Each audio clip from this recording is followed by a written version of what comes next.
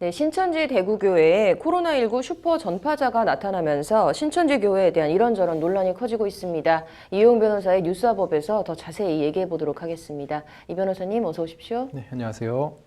네, 이 며칠 사이에 신천지 교회에 대한 말들이 지금 계속 나오고 있어요. 네, 그 대구 지역 코로나19 확진자 중에 지금 뭐 거의 한 85% 정도가 그 신천지 대구교회와 연관이 있는 것으로 밝혀졌거든요. 그래서 이제 뭐 계속해서 말이 나오고 있는 상황입니다.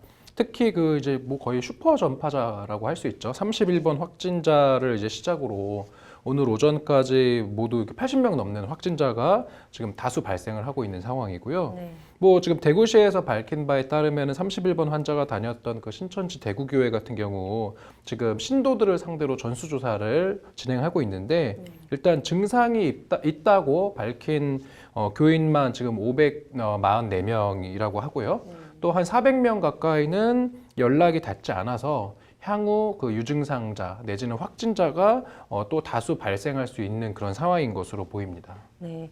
근데 이렇게 신천지 종교에 대한 비난의 목소리가 좀 특별히 좀 큰 이유에는 어떤 게 있을까요? 뭐 독특한 예배 방식 때문이라는 얘기가 많이 나와요. 왜 하필이면 이렇게 신천지 대구교회에서 이렇게 많은 확진자가 다수 발생할까?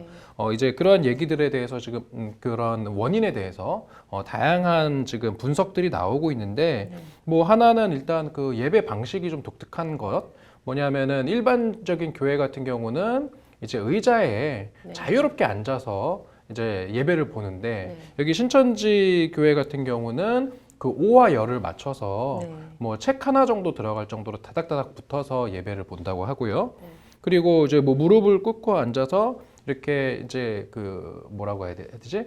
이제 목사의 어떤 이제 설교가 끝날 때마다 큰 소리로 아멘을 외치면서 뭐 이렇게 좀 신체적인 접촉도 좀 불가피하고 그러한 예배 방식들이 지금 나오고 있거든요.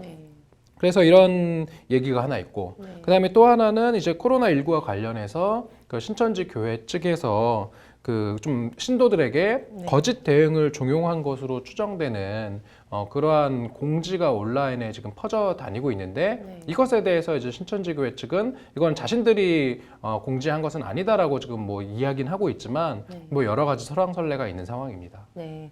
지금 앞서 잠깐 독특한 예배 방식이라는 말을 언급을 해주셨는데요. 이 신천지 종교의 전도 방식에 대한 지금 법적 논란도 지금 계속되고 있습니다. 그러게요. 저도 지금 최근에 알게 되었는데 이게 아주 참 독특한 소송이 하나 그 대전지방법원에서 지금 항소심이 진행되고 있습니다.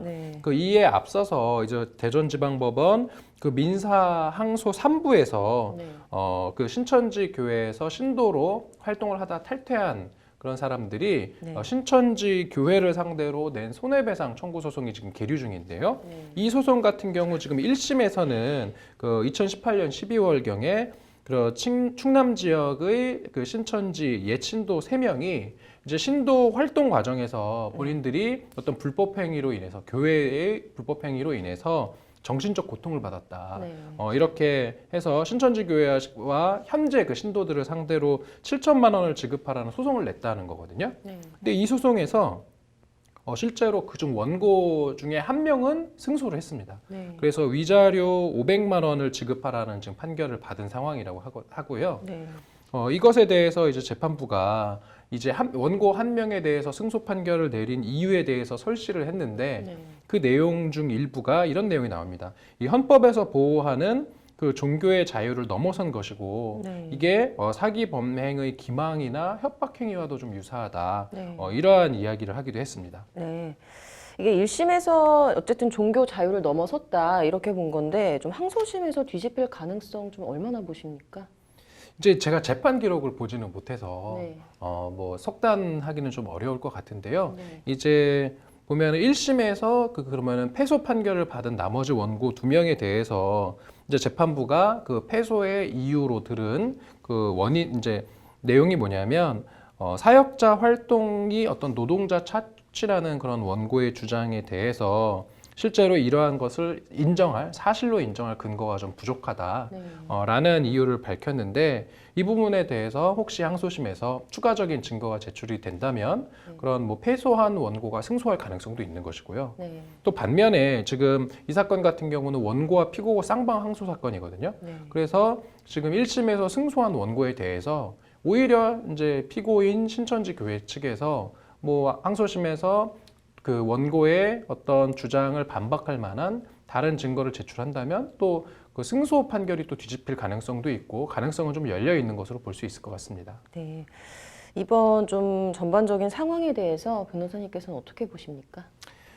뭐 지금 일단은 그 특정 교회에서 많은 확진자가 나온 것에 대해서 그 원인을 분석하는 과정에서 뭐 저는 그렇게 생각합니다. 이게 특정 교회에 대한 어떤 지나친 비난은 사실은 좀 불필요하다. 네. 그것은 그 예배의 방식이 어떤 병의 확산이나 이런 데에 뭐 조금 더 원인을 제공했을 수도 있어요. 네. 그런데 그런 부분에 대해서 이게 특정 어떤 교회를 비판하는 논거로 쓰이는 것은 좀 바람직하지 않은 것 같고 네.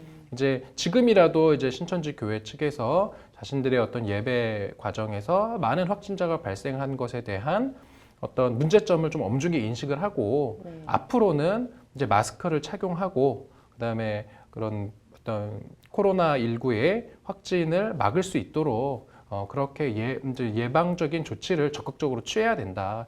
이런 말씀 드리고 싶습니다. 네. 뭐 좀 이런저런 말이 좀 많이 나오기는 하는데 이제 앞으로 더 이상 추가 감염자가 좀 생기지 않도록 빠른 대처가 좀 필요해 보이긴 하네요. 오늘 잘 들었습니다.